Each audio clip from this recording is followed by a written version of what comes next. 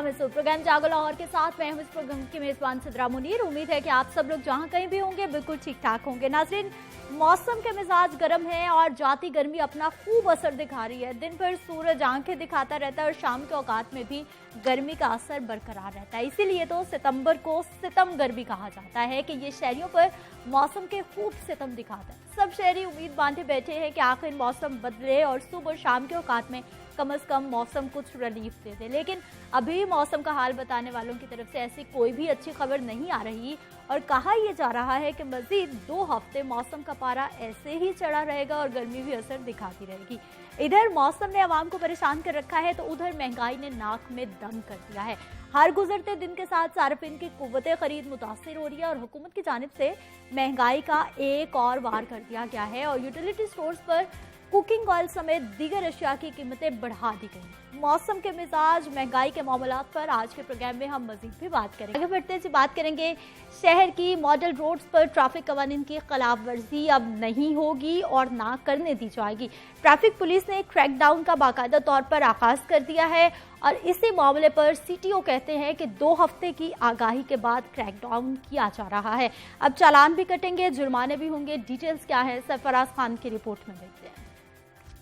2 हफ्ते की ट्रैफिक आगाही मुहिम खत्म। शहर की मॉडल रोड्स पर ट्रैफिक कवानीन की खिलाफ वर्जी पर city traffic police Lahore in action. Model roads पर लेन, लाइन और स्टॉप लाइन की खिलाफ वर्जी पर कोई माफी नहीं। Ferozepur road, canal road, main boulevard Gulberg से कार्रवाइयों का आगाज किया गया। CTO लाहौर सैयद हम्माद आबिद का इस हवाले से कहना था कि बगैर हेलमेट और कम उम्र ड्राइवर को चलने नहीं दिया जाएगा। 2 हफ्तों में 3 लाख से ज्यादा शहरियों में पैम्फलेट्स तकसीम किए गए। कवानीन की खिलाफ वर्जी पर अब कोई रियायत नहीं। जितने अंडर एज ड्राइवर्स है, खा वो चिंची चला रहे हो, रिक्शा चला रहे हो, बाइक्स या मोटर कार्स, उनकी गाड़ियों को इम्पाउंड किया जाएगा।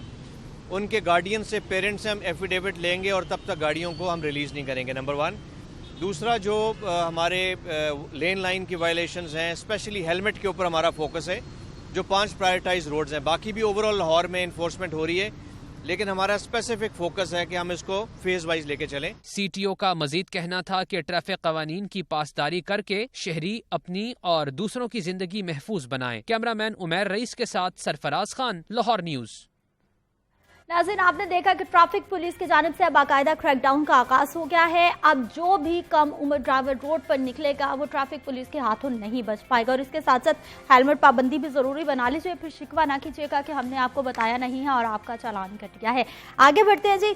तकरीबन 2 रोज पहले हमने देखा कि मैट्रिक के नताइज का ऐलान किया गया है और गुज़िश्ता रोज एक एहतजाज होता रहा है। मैट्रिक नताइज हुकूमती पॉलिसी के मुताबिक नहीं आए। लाहौर बोर्ड के बाहर तलबा ने एहतजाजी मुजाहरा किया है। तलबा की जानिब से ये कहा गया है कि हुकूमत ने ग्रेस मार्क्स का कहा था जो नहीं दिए गए और जिनकी पिछले साल सप्ली थी 9th क्लास में, उनको 10 मैट्रिक में भी उनको फेल कर दिया गया है, सेम उसी सब्जेक्ट में। इसी हवाले से क्या डिटेल्स है, बिलाल चौधरी की रिपोर्ट में देखते हैं।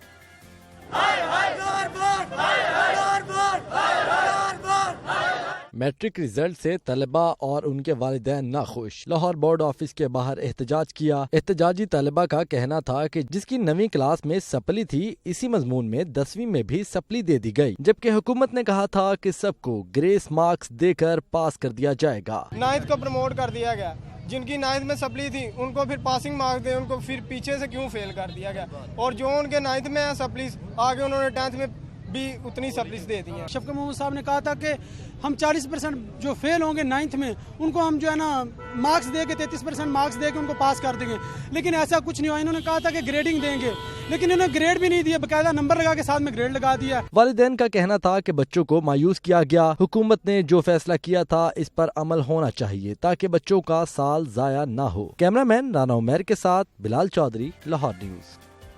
ऐसे तलबा और तालिबात का एहतजाज आपने देखा है, रिपोर्ट भी आपने देखी। अब देखा जाता है जो बोर्ड की जानिब से इस मामले को रिव्यू किया जाता है या नहीं किया जाता। जो मामला तय पा गया वो ऐसे ही चलता है। यहाँ पर वक्त एक शॉर्ट ब्रेक का, हमारे साथ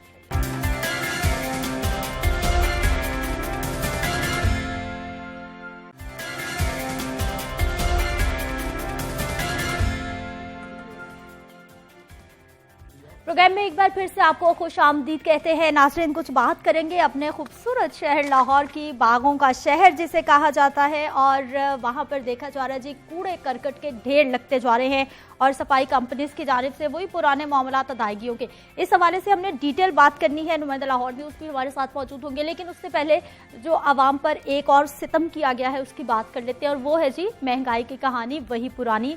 यूटिलिटी स्टोर महंगाई का तोड़, ये है जी नारा यूटिलिटी स्टोर का, जहां पर कहा जाता है कि सस्ती अशियाए ज़रूरी आवाम तक पहुंचाई जाएंगी, लेकिन वहां पर भी कीमतें आसमान पर पहुंच गई हैं। एक बार सरकार की तरफ से कीमतें फिर से बढ़ा दी गई हैं।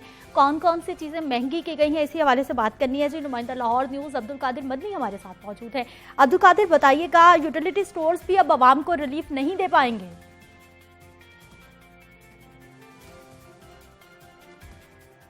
बिल्कुल, इस यूटिलिटी स्टोर जो हैं वो बनाए गए थे कि मुतवसत तबका और जो गरीब शहरी हैं उनके लिए सब्सिडाइज अशियाए खुरोनोश और अशियाए ज़रूरिया की फराहमी के लिए। लेकिन अब जो है वो यूटिलिटी स्टोर पर भी अशियाए ज़रूरिया की कीमतों में दिन ब दिन इजाफा होता जा रहा है। दर्जा अव्वल का कुकिंग ऑयल, घी और इसके साथ साथ अगर दीगर अशियाए ज़रूरिया की बात की जाए, कपड़े धोने का साबुन, shampoo, tomato ketchup, fruit jam, मुतअद्दिद अशिया जो है वो महंगी कर दी गई हैं। लेकिन घी और कुकिंग ऑयल जो है वो हर घर की ज़रूरत है और इसकी कीमतों में भी जो है वो इजाफा किया गया। दर्जा अव्वल का जो कुकिंग ऑयल है उसकी कीमत में 17 रुपये फ़ी लीटर तक का इजाफा किया गया, जो कि पहले 215 रुपये फ़ी लीटर था। अब जो है वो शहरियों को 232 रुपये फ़ी लीटर में दस्तयाब होगा। इसी तरह जो दर्जा दोम का घी है उसकी कीमत में 4 रुपये का इजाफा किया गया। 219 रुपये फ़ी किलो से कीमत बढ़ाकर दर्जा दोम के घी की अब जो है वो 223 रुपये फ़ी किलो कर दी गई है। जबकि कपड़े धोने के साबुन जो है वो मुख्तलिफ कंपनियों की जानिब से जो यूटिलिटी स्टोर पर फराहम किए जाते हैं उसकी कीमत में भी 5 से 10 रुपये तक का जो है वो इजाफा किया गया है। जबकि मुख्तलिफ कंपनियों के या ब्रांड्स के जो शैम्पू हैं उनकी कीमत में 10 से 51 रुपये का इजाफा किया गया है। जबकि जो टमाटो केचप हैं मुख्तलिफ कंपनियों की उनकी कीमतों में भी 8 से 13 रुपए का इजाफा किया गया है। फ्रूट जैम की कीमत में 13 रुपए तक का इजाफा किया गया और इस हवाले से जो utility store corporation of Pakistan है उनकी जानिब से ये मौक़िफ़ इख्तियार किया जा रहा है, क्योंकि ये कंपनियां जो हैं इन्होंने अपनी कीमतों में इजाफा किया है, इसलिए यूटिलिटी स्टोर अब्दुल कादिर, हमें ये बताइए कि अगर कंपनीज की जानिब से कीमतें बढ़ा दी गई हैं तो उसको कंट्रोल किसने करना है? यानी जिसकी जो मर्जी है वो कीमतें लगा देगा और सरकार उसके अकॉर्डिंग जो है वो कीमतें मार्केट में बढ़ा देगी। जी बिल्कुल, इस हवाले से जो है वो पहले दावा ये किया जाता था यूटिलिटी स्टोर की जानिब से कि मार्केट में जो मुख्तलिफ ब्रांड्स के जो दर्जा अव्वल के घी और कुकिंग ऑयल हैं वो 15 से 20 रुपए कम कीमत पर यूटिलिटी स्टोर पर फराहम किए जा रहे हैं। लेकिन ये जो 15 से 20 रुपए की सब्सिडी थी इसे मरहलावार जो है वो अब ख़त्म किया जा रहा है और जो कीमतें ओपन मार्केट में हैं वही कीमतें जो हैं वो यूटिलिटी स्टोर पर भी लागू की जा रही हैं और जो सब्सिडी या रिलीफ का जो पैकेज था वो ख़त्म होता दिखाई दे रहा है। सिर्फ इस वक्त अगर जो रिलीफ यूटिलिटी स्टोर पर दिया जा रहा है वो 20 किलो आटे के थैले पर है 60 रुपये और जबकि जो चीनी है उसकी कीमत यूटिलिटी स्टोर पर 68 रुपए फ़ी किलो है और ओपन मार्केट में चीनी जो है वो अब्दुल कादिर, कीमतें तो आप हमें बता रहे हैं चीनी की और आटे की, हमें बताइए कि कीमतें क्या मुकर्रर है और दस्तयाबी कितनी है?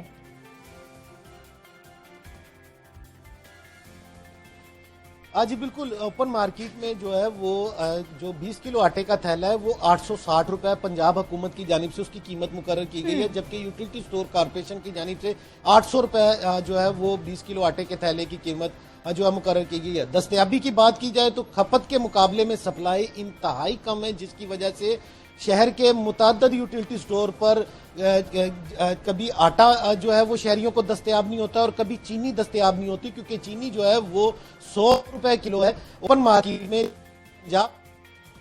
ठीक है, बहुत शुक्रिया अब्दुल कादिर मदनी, आप हमारे साथ मौजूद रहे और यूटिलिटी स्टोर की आप हमें कहानी सुना रहे थे कि जहां पर अब बेचारा गरीब बंदा वहां से भी रिलीफ तलाश करने जाएगा तो या तो वहां पर महंगी चीज़ें मिलेंगी, अगर सस्ती होंगी तो वो चीज़ें ही नायाब होंगी। जबकि नाज़रीन, लाहौर शहर जिसे बागों का शहर कहा जाता है कचरा कुंडी का मंजर पेश करने लगा है। पूरा शहर गंदगी से अटा भरा है, गलियों और चौराहों में गंदगी के ढेर हुकूमती कारकर्दगी का मुंह चढ़ाने लगे। इलाके में बदबू है, ताफुन से सांस लेना दुश्वार हो गया है, मक्खियों की बहुतात से जीना मुहाल होकर रह गया है शहरियों का। कूड़ादान भी भर गए। इंतजामिया की जानिब से गंदगी उठाने के अभी तक कोई इकदाम नहीं किए जा रहे। लाहौर वेस्ट मैनेजमेंट कंपनी और तुर्क कॉन्ट्रैक्टर्स अल बराक ओसपा के माबैन अदायगियों के मसाइल तो हम अक्सर ही देखते रहते हैं और तनाज़ात की वजह से बागों का शहर एक बार फिर गंदगी की आमाजगाह बनने लगा है। लाहौर की 274 यूनियन काउंसिल्स हैं, जिनमें से कई इलाके ऐसे हैं, बल्कि आधा शहर जो है मरकजी शाहराहों पर कूड़े करकट के ढेर लगे पड़े हैं। जगह जगह गंदगी के ढेरों से न सिर्फ बीमारियां फैल रही हैं, बल्कि सड़क किनारे पड़े कूड़े करकट से ट्रैफिक की रवानी भी शदीद मुतासिर हो रही है। फैसलों में ताखीर की सफाई ऑपरेशन लटक गया है और मुआहदे के मुताबिक जनवरी और फरवरी 2020 में तुर्क कॉन्ट्रैक्टर्स का 7 साला ठेका खत्म हो गया था। क्या इस शहर का कोई वाली वारिस है? क्या क्लीन लाहौर का मिशन सिर्फ नारों की हद तक महदूद होकर रह गया है? LWMC और तुर्क कंपनीज के तनाज़ात का खुमियाजा कब तक लाहौर के वासियों को भरना पड़ेगा? इस मौजू पर बात करने के लिए आज हमारे साथ मौजूद हैं जी नुमाइंदा लाहौर न्यूज़ इमरान मलिक। इमरान, प्रोग्राम में आपको खुश आमदीद कहते हैं। हमें ये बताइए कि अब ये दोनों कॉन्ट्रैक्टर्स के साथ मामला खराब है या अभी भी एक कॉन्ट्रैक्टर तंग कर रहा है? बहुत शुक्रिया सिदरा। चूँकि सूरत हाल इस वक्त ये है कि आज जो है लाहौर शहर की सूरत हाल जो है वो आज से एक हफ्ता कबल भी ऐसी ही सूरत हाल थी, क्योंकि सर्द जंग जारी है। जो कॉन्ट्रैक्टर्स हैं वो डिप्लोमेटिक वे से आए हुए हैं, ठीक है, और उनको कुछ कहने से पहले 200 बार लोग सोचते हैं कि किस तरह से कहें, ये तो कॉल ही कहीं और से आनी है, ठीक है। अब मसला ये है कि शहर में जो है बागों का शहर है, रोशनियों का शहर है, और शहर लाहौर और मॉर्निंग प्रोग्राम है आपका, और उसमें हम कचरा कुंडी की बात करते हैं। वो ऐसे ही है कि जैसे सुबह सुबह वो दरवाजा नोक होता है तो वो कहता है बाजी कूड़ा दे दें। अच्छा, तो इमरान, इसी तरह ही आपके प्रोग्राम में भी आकर लग रहा है कि आप कूड़े की बात कर रहे हैं। और सुबह बेचारे शहरी अच्छे से मूड के साथ घर से निकलेंगे, बाहर कूड़ा उनका वेलकम करेगा तो फिर बिल्कुल बिल्कुल। देखें, जो आधा शहर है आपका उसके मुतद्दिद इलाके जो हैं, देखें चाहे कूड़े का ढेर कहीं पे भी नजर नहीं आना चाहिए। तो अगर नजर आ रहा है तो इसमें वो कोई वजह है, और वजह ये है कि जो अब जाहिर बात है 7 साल कॉन्ट्रैक्ट खत्म हो गया, उसमें गाड़ियों का प्रॉब्लम इनको आ रहा है, और गाड़ियां जो हैं वो बिल्कुल बस हो गई हैं।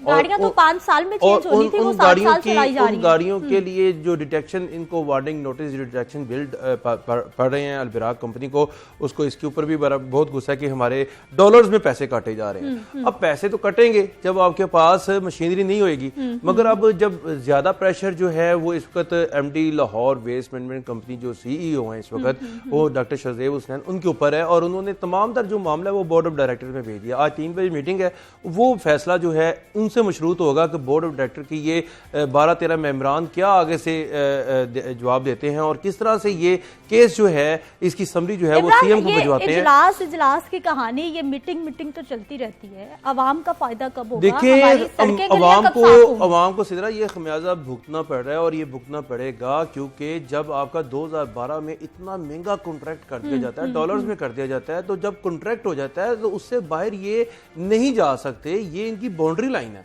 अब 2 कॉन्ट्रैक्टर हैं, उनके पास 100 डंपर्स हैं, उनकी अगर 100 डंपर में से 60 डंपर लगे होंगे तो 40 डंपर नहीं लगे होंगे, तो आपके 100 पॉइंट रह जाएंगे जहां जहां से वो कूड़ा उठाया जाता है। एक डंपर का मतलब है कि वो कूड़ा उठाने आया है, और वो आज कूड़ा उठाने नहीं आया। एक घर से अगर एक कूड़ा नहीं उठाया जाता, घर वो अब ये आधा शहर जो अल बराक के पास है, अल बराक के मसाइल चल रहे हैं। बिल्कुल शुमाली लाहौर आपका इस वक्त कचरा कुंडी का मंजर पेश कर रहा है। आपका बदामी बाग, आपका इसी तरह मेन कनाल जो मेन बुलेवार्ड कनाल है आपकी वहाँ पे है, गढ़ी शो के कई मुतद्दिद इलाके हैं। इसी तरह एम्प्रेस रोड, आपके दूर ना जाएं, आप किला गुजर सिंह चांदनी चौक की जाके देख ले, 2 ट्रांसफार्मर ऊपर लगे हुए हैं, नीचे कूड़े के जो ढेर लगे हुए हैं, वो लोगों के पास जाए तो लोग कहते हैं जी अब बहुत शुक्रिया आप आ गए हैं, मगर ये उठाएगा कौन, ये उठाएगा कौन? अब मैं ये कहता हूँ कि वज़ीर आला पंजाब 2 दफा जो है शहर का विजिट कर चुके हैं, वहाँ भी खामोशी है। तो विजिट कर चुके हैं, और उन्होंने बाकायदा कहा कि सफाई की सूरत हाल पर जो है वो काफी तशवीश पाई जा रही है, और इस वाले से जो मेरा तो ख्याल ये है कि वो अपने अफसरान को क्या कहें, वो ये जब देखते हैं कि जो कॉन्ट्रैक्टर है वो पाकिस्तानी नहीं है, वो तुर्क कॉन्ट्रैक्टर है, उसका अगर ये केस बनाकर देखते भी हैं, कॉन्ट्रैक्ट तो खत्म हो गया ना, अब रिन्यू करें, तो फिर सी और कर दी लोगों गई को ना, मौका करें दें। लेकिन सिदरा आपने तो सी कर दी ना। 2020 के 1 जनवरी को आपका कॉन्ट्रैक्ट खत्म हो गया, आपके पास नया कॉन्ट्रैक्टर नहीं आया। अच्छा, नया कॉन्ट्रैक्टर ना आने की वजह भी यही है कि 8,500 कंटेनर कौन सा कॉन्ट्रैक्टर पहले खरीदेगा और फिर बोली में हिस्सा लेगा। अच्छा, ये शराइत रखी गई हैं, ये शराइत हैं। अगर आपका 8,500 कंटेनर आपके पास मौजूद नहीं है पूरे शहर में रखने के लिए, तो आप बोली में शामिल नहीं हो देखिए सकते। वो बोली करवा देते हैं, आप जीत जाते हैं। तो आप पता कितने महीने मांगेंगे? 6 महीने। तो 6 महीने लाहौर ये कूड़ा कहाँ पे फेंकेंगे? उसके बाद वो तो अपने सारे कंटेनर उठा के ले जाएंगे ना, जो नहीं, जिनको नहीं दिया जाएगा। तो वो तो जगह खाली हो गई। तो वो ही मसला रहेगा कि फिर कॉन्ट्रैक्ट देने के बावजूद कूड़ा जो है वो सड़कों पे नजर आ रहा है। अब मामला फिर अदायगियों का है।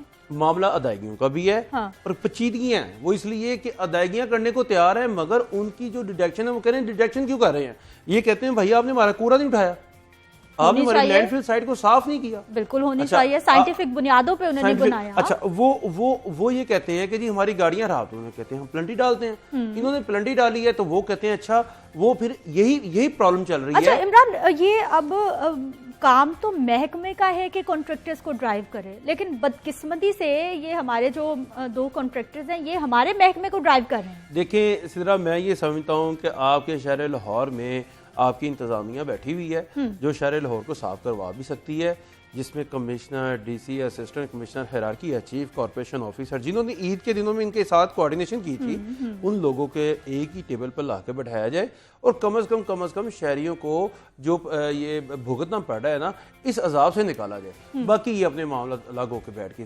डिसाइड करें जिस तरह भी करना चाहते हैं। ये क्या बात हुई कि जिसको आपने सीओ बनाया हुआ है उसके पास कोई कानून, यानी कि कानून है मगर वो सिर्फ प्लंटी डाल सकता है। वो ना इनकी वर्कशॉप को बंद कर सकता है, ना इनकी वर्कशॉप को सील कर सकता है, ना इनकी गाड़ियों को रोक सकता है। कोई उसके पास कानून ही नहीं है। कानून जिनके पास है वो आगे आ नहीं सकते, क्योंकि वो कहते हैं जी हम आगे आएंगे तो सीएम साहब खुद बैठे हुए हैं, सीएम साहब डायरेक्शन देंगे तो हम आगे आएंगे। अब प्रॉब्लम डायरेक्शन के ऊपर चल रहा है। अब मसला ये नहीं है, शहरियों को ये कहते हैं जी लिटरिंग ना करें, जगह जगह कूड़ा ना फैलाएं, मत फैलाएं, जो कूड़ा है कूड़ेदान में फेंकें। अगर आपको कोई शिकायत का प्रॉब्लम है तो 1139 पर राब्ता करें। ठीक है, ये तो बात होगी LWMC की, अपने जो इन्होंने स्लोगन भेजा हुआ है। ठीक है, अब मसला ये है कि शहरी कहते हैं कि भाई हम नहीं फैलाते, हम लिटरिंग नहीं करते, और हमारा कूड़ा तो उठाओ।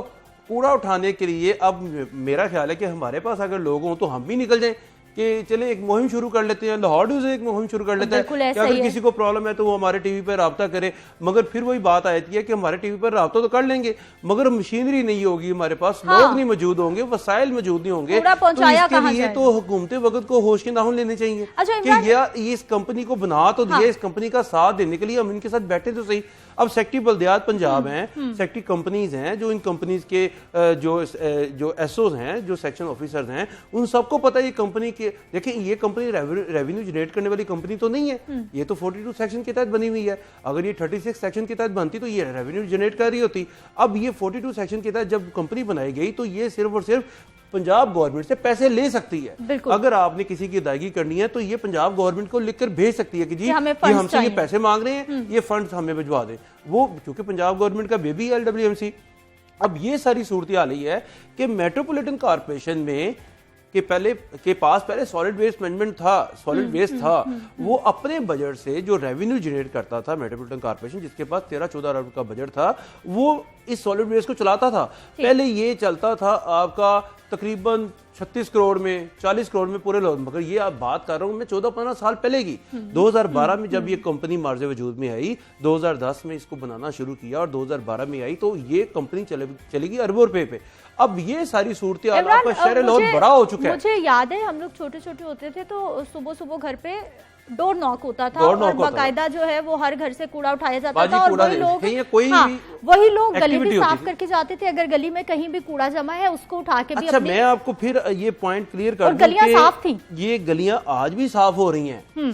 जो सेंट्री वर्कर है ना वो गली साफ कर रहा है, मगर जब वो कूड़ा उठाकर लेकर आता है एक जगह कंटेनर पे तो उसको लिफ्ट नहीं किया जा रहा। जब वो लिफ्ट नहीं किया जाता तो वो कूड़े का ढेर आपको सड़कों पर भी नजर आ रहा है। इसी वजह से नजर आ रहा है कि अगर गलियां साफ ना हो तो फिर तो यहाँ पे चीजें बच जाएं। आपकी गली, मुहल्ले, चौराहे, सड़कें, ये आपको जगह जगह कूड़ा नजर आए। और ये दिसंबर में हो चुका है 2019 में। अलबराक का जो आधा शहर उनके पास है, वहां पर एक दिन में कूड़ा कितना जमा होता है और अभी कितने दिन से ये मामला चल रहा है? देखें, आपका टोटल पूरे शहर लाहौर से 5,500 टन कूड़ा जो है वो उठाया जाता है कोविड-19 में आपकी ये तादाद आ गई थी 4,000 सवा 4,000 टन के करीब, क्योंकि मार्केटें बंद हो गई थी। अब 5,500 टन में से 2,25,000 टन हम एक महसूस अंदाजे के मुताबिक लगा लेते हैं कि 2,25,000 टन आधे शहर से और 2,25,000 टन आधे शहर से। अब 2,25,000 टन में जो बैकलॉग आ रहा है वो आपके 800-900 टन कूड़े का आ रहा है, यानी कि ये कूड़ा उठा रहे हैं, मगर 800-900 टन कूड़े का मतलब है कि 40% गाड़ियां नहीं आ रही। सुस्त रवि का शिकार है, जैसे जैसे वो सुस्त रवि का शिकार होता है वो बैकलॉग बढ़ता जा रहा है। अब इनका जो बैकलॉग है वो 2-3-4 दिन का है, यानी कि जारी बात है एक गाड़ी आई उसने 60% कूड़ा उठाया, 40% नहीं उठाया, वो अगले दिन जब वो 40% उठाती है तो वो 80% हो जाता है। तो वो इसी तरह रोजाना बैकलॉग 10,000 टन के करीब सड़कों पे नजर आता है। 10,000 टन। ये बताइए कि मुसलसल हम इस पे बात कर रहे हैं, मुसलसल हमने दिसंबर जनवरी में बात की, उसके बाद हमने कोविड से पहले भी इस पे बात की, ये मामला उठा, क्रिसमस पे हमने बात की, ईद पे हमने बात की, हर बार यही कुछ होता है। अब कॉन्ट्रैक्ट खत्म होगा क्या, उससे पहले हमारा इदारा कोशिश कर रहा है कि सर वजह यह है कि आपके सीएम भी नहीं, आपके पीएम लेवल पर बात की जाए तुर्की की गवर्नमेंट से कि ये क्या हो रहा है आपका। तुर्की तो यूरोप है, आपके तो वहां पर तो जरा सा कागज का टुकड़ा नजर नहीं आता, यहाँ आपके लेकिन वो यहाँ आके हमारे रंग में रंग जाते हैं। ये तो आपकी ही मशीनरी है, यहाँ पे क्या हो रहा है। हाँ। अब जहरी बात है, ये बात नहीं है पीएम लेवल पे, पीएम हाउस से बात जानी है, खरबूजे को देख के खरबूजा रंग पकड़ता है, ये मामला हो चुका है। अगर ये पाकिस्तानी कॉन्ट्रैक्टर होते तो अभी तक तो ये कब्जा हो जाना था, अभी तक तो ये सारा कुछ इन्होंने खुद से कार्य होना था। किसका दिल नहीं करता, किसका दिल करता है कि अपने खिलाफ कोई रोजाना 1 दिन हो जाए, 2 दिन हो जाए, 3 दिन, हम तो 1.5 हफ्ते से बात कर रहे हैं। इसका मतलब है कि ये इनके बस से बाहर की बात है, ये सीएम हाउस से भी के बस से बाहर क्या करें फिर, क्या होगा? डिप्लोमेट वे है ये कॉन्ट्रैक्टर। देखें इतना ज्यादा दूर की सोच देकर दिया गया है कि अगर कोई बात करेगा तो बीच में देखें आपके वो मामलात आ जाएंगे, ताल्लुकात आ जाएंगे। हाँ। कि आपके हम भाई भाई हैं, ठीक है जी, वी आर ब्रदर, मगर इसका ये मतलब नहीं है कि आप पाकिस्तान से अरबों में डॉलर की सूरत में भी लें और कूड़ा भी ना उठाएं। अगर आपने उठाना है तो आप लीज पे ले लें गाड़ियां, आप किराए पे गाड़ियां ले लें। आज 3 बजे इनके बोर्ड ऑफ डायरेक्टर का इजलास है, अंदरूनी कहानी थोड़ी सी मुझे पता है कि आज इजलास में ये रखा जाना है कि जी इनको गाड़ियां खरीदने की नहीं, इनको लीज पे लेने की इजाजत दी जाए। हालांकि लीज पे कानूनन नहीं ले सकते ये। अच्छा। मगर अगर ये अगले कॉन्ट्रैक्ट के लिए विन करना चाहते हैं, अगले कॉन्ट्रैक्ट के लिए अपना एक अच्छा, क्या यही कॉन्ट्रैक्टर्स रहेंगे इतना तंग करने के बावजूद? मेरा जाती ख्याल है, मेरा दावा है, मेरा दावा है कि नए कॉन्ट्रैक्टर को इन्होंने आने नहीं देना, और मेरा ख्याल है कि नया कॉन्ट्रैक्ट होना ही नहीं है। पूछे क्यों बोला? वो इसलिए कि इनकी तैयारी नहीं है। तैयारी कैसे होगी? इनकी ज्यूरी तो टूट गई है, इनकी 3 बार रह गए हैं, इनके पास नया कॉन्ट्रैक्ट करने के लिए तैयारी कोई नहीं है। सेक्रेटरी बल्दियात पंजाब, हमारे पास जमीन पे कोई बंदा मौजूद नहीं है जिसमें ये एबिलिटी हो, हमारे पास कोई कंपनी मौजूद नहीं है जो कि शहर को साफ करे। अच्छा, वही हमें ब्लैकमेल कर रहे हैं, वही लोग हड़तालें करते हैं, उन्हीं के मुलाजमीन चले जाते हैं, वही लोग अदायगियों का मामला आता है, वही तनख्वाहें नहीं देते। मुझे एक बात बताएं, शहर कचरा कुंडी बनता है, हम उसके बावजूद उन्हीं पे रिलाय करें। मुझे एक बात बताएं, इस कंपनी को लाने के लिए 2010 से लेकर 2012 की जो मीटिंग थी, इसका मतलब है कि वो सब तमाम फेल हो चुकी। अच्छा, उसके बाद इस कंपनी को लाने का फायदा क्या था कि साइंटिफिक बुनियादों पर आपकी लैंडफिल साइट को कुशादा तरीके से बागों की तरह बनाया जाए। ये नहीं है कि वहां पे कचरा ही कचरा न रहे। उसके मैं आपको तरीका कार बता दूं, कभी आप कहें ये लैंडफिल साइट नहीं है, ये तो कोई हम किसी गार्डन में जा रहे हैं और वहां पे गार्डन बनाने की अप्रूवल भी आप अगर डीपली इसमें जाएं तो ऐसा कोई बात नहीं है। आपने महमूद बूटी वाली लैंडफिल साइट क्यों बंद की? वहां पे तो अब पौधा नहीं उग सकता। इन्होंने तो वहां पे पौधे लगाते हैं, पौधे मुरझा जाते हैं, नीचे जमीन तो गुजरते हुए मेरा ख्याल स्मेल आती है किलोमीटर तक जो है वो आपको बदबू आती रहती है। अब इसलिए ही ये कॉन्ट्रैक्ट किया गया था 2012 में कि बागों के शहर में बागों की तरह लैंडफिल साइट होनी चाहिए।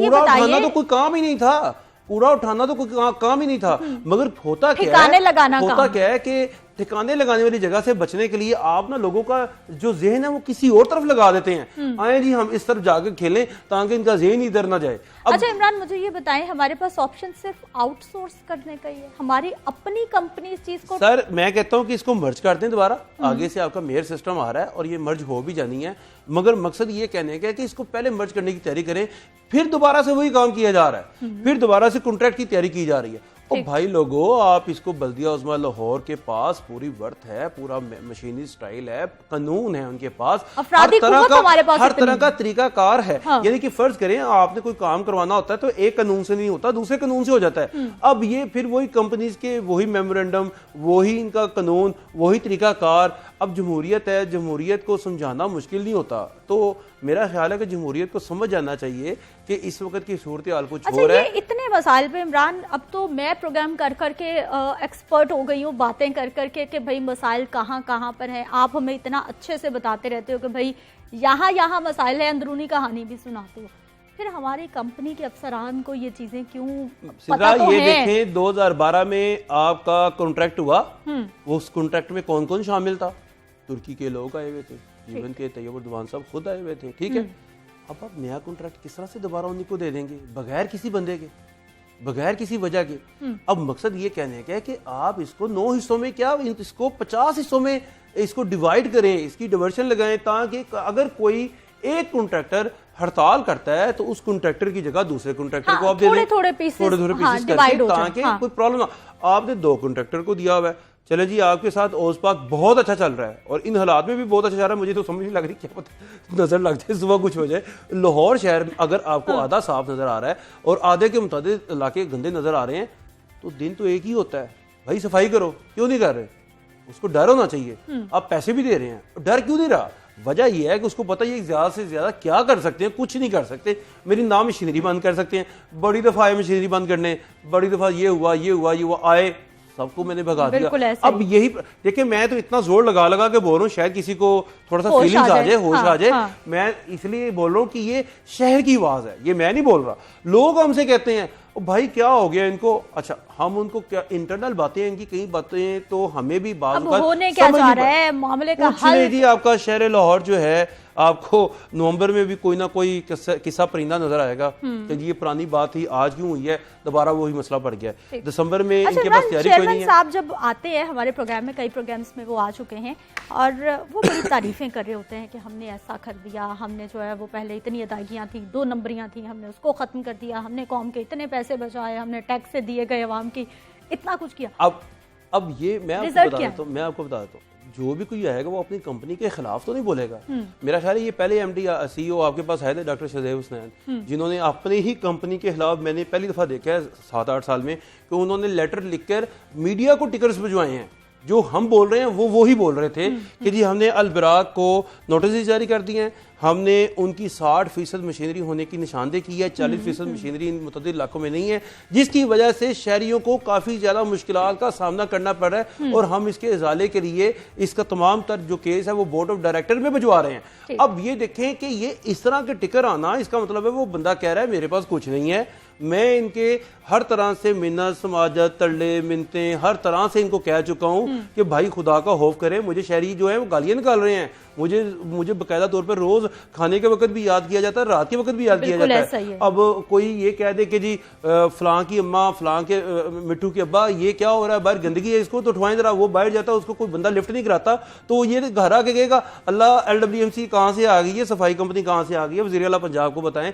अब वज़ीर आला पंजाब, मैं तो ये कहता हूँ 2 दफा बाहर निकल भी चुके हैं, उनको पता भी है सारे मामलात का, मगर बिलीव करें, वही मैंने आपको कहा, जब तक PM हाउस से जब तक ये डिप्लोमेटिक वे से बात तुर्की तक नहीं जाएगी तब तक ये मामला हल नहीं होगा। आज बोर्ड ऑफ डायरेक्टर क्या कर लेगा, वही लोग हैं 12-13 जिन्होंने आज ये छोटा मोटा फैसला करना है कि जी आपको पेनल्टीज पड़ेंगी, आपने शहरियों का ये वक्त ज़ाया किया है, आपने फलां काम किया, आपने फलां काम किया, आपने ये किया है, लिहाजा शहर को साफ करें, हम आपको लीज पर गाड़ियां लेने की या तो इजाजत देते हैं या आप किराए पर गाड़ियां लें, और शहर को जो 40% मशीनरी उसको लगाकर साफ करें।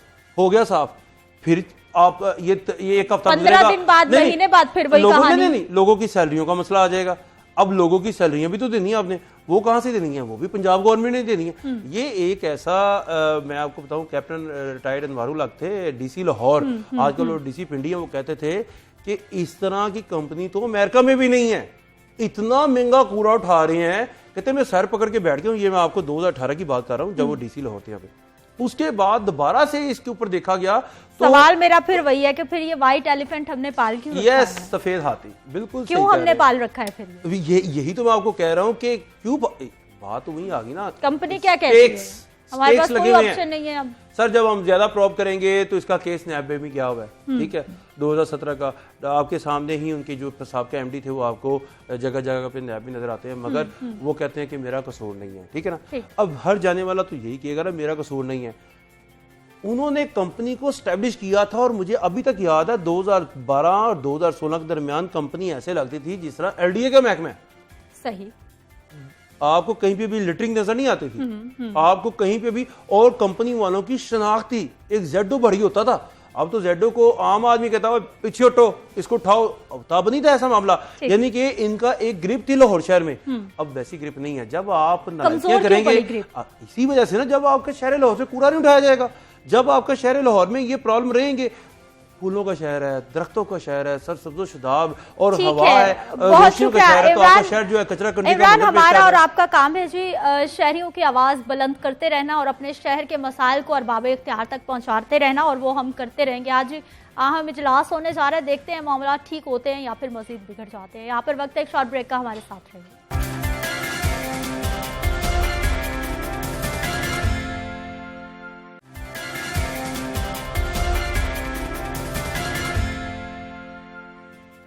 प्रोग्राम में एक बार फिर से आपको खुश आमदीद कहते हैं। नाज़रीन, मुफक्कर पाकिस्तान डॉक्टर अल्लामा मोहम्मद इकबाल ने भी क्या खूबसूरत बात कही थी कि ज़रा नम हो तो ये मट्टी बड़ी ज़रख़ेज़ है साकी।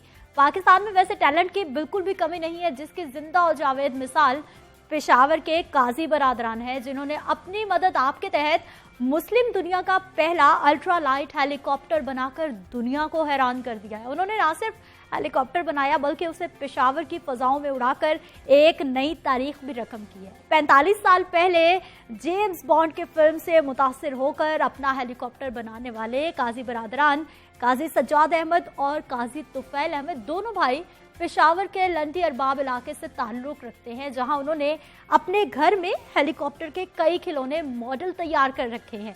बाद में मिलाकर एक हकीकी हेलीकॉप्टर बना लिया है और इस अल्ट्रा लाइट हेलीकॉप्टर ने अपनी पहली कामयाब उड़ान भी भर ली है।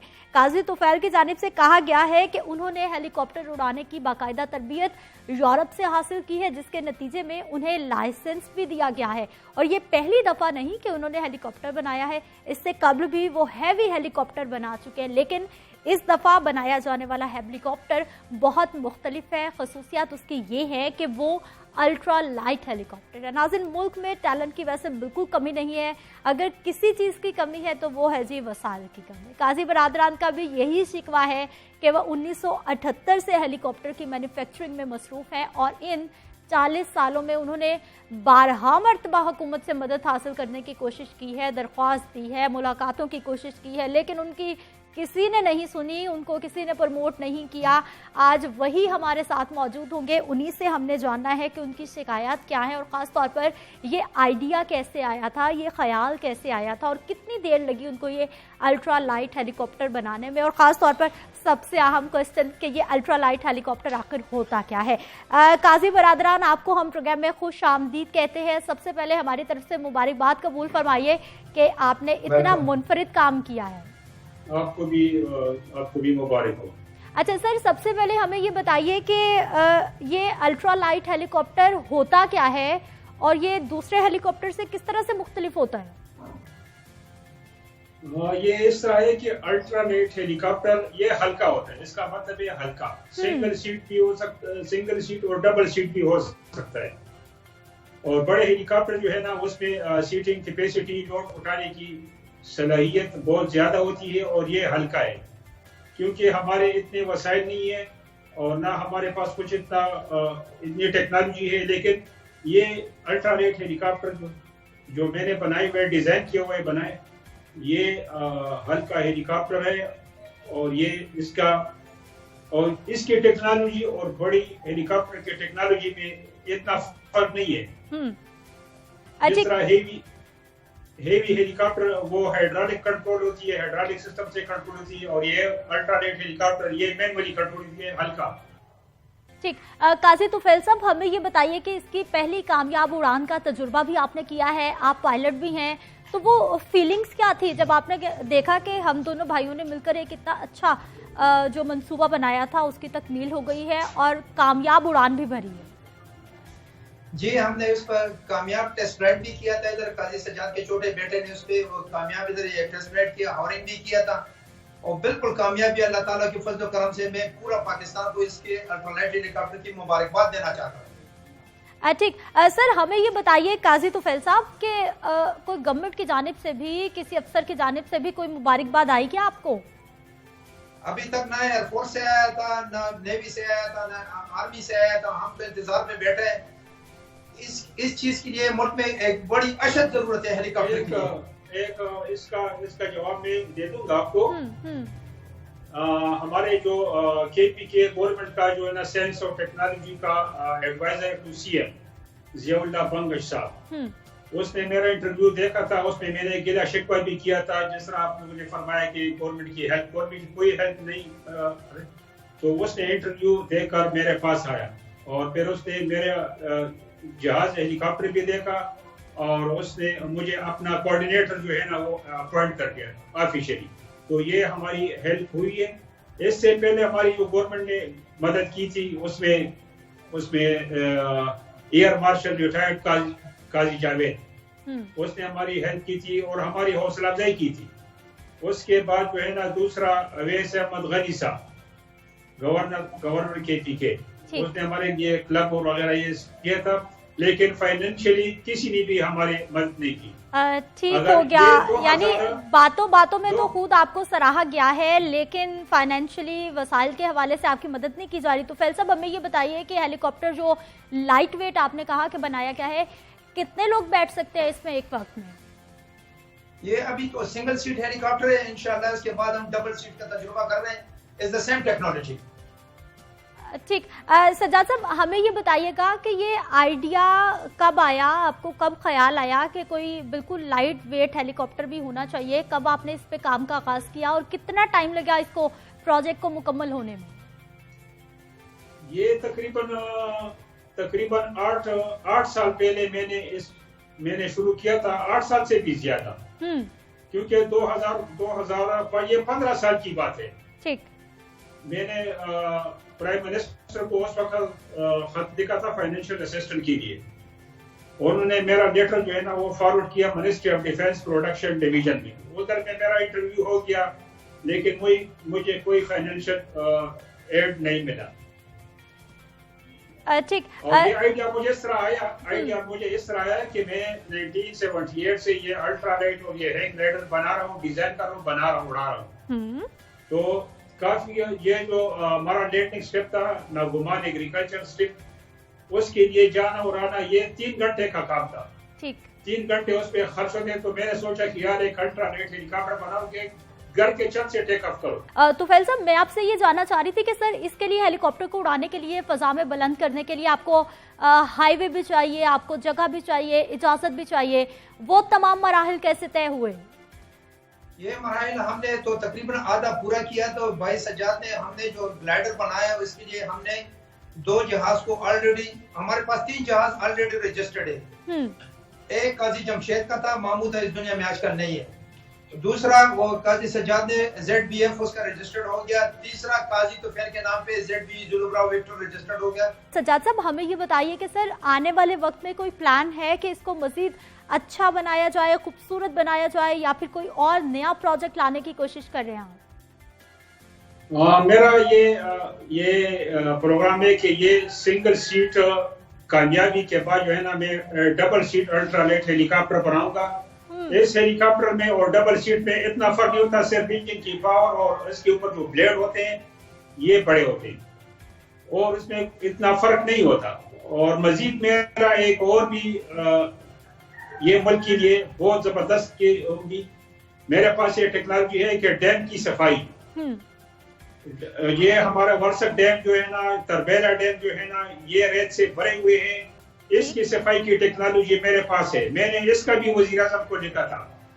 मुझे तरबेला डैम से टेलीफोन आया इंजीनियर उमर का, और उसके साथ मेरी बात हुई, लेकिन उसने मुझे डिस्करेज कर दिया, क्योंकि ये लोग बैठे, ये मेरी बात सुने, ये पूरी कौम सुनेगी।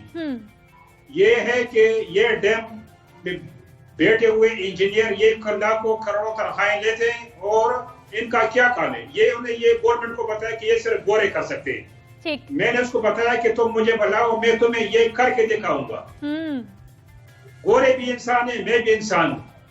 ठीक है काई साहब, इसमें मजीद भी बात करते हैं। यकीनी तौर पर हमारा बहुत टैलेंट जाया हो जाता है जब वसाइल नहीं मिलते और कोई सुनने वाला नहीं होता। नाज़रीन, प्रोग्राम का वक्त इख्तिताम को पहुंचता है। इंशाल्लाह कल सुबह 9:05 पर मेरी और आपकी फिर से मुलाकात होगी, बहुत सारी खबरों के साथ, बहुत सारी अपडेट्स के साथ। तब तक के लिए अपना ख्याल रखिएगा, मुझे अपनी दुआओं में, नेक हवालों में याद रखिएगा। अल्लाह निगहबान।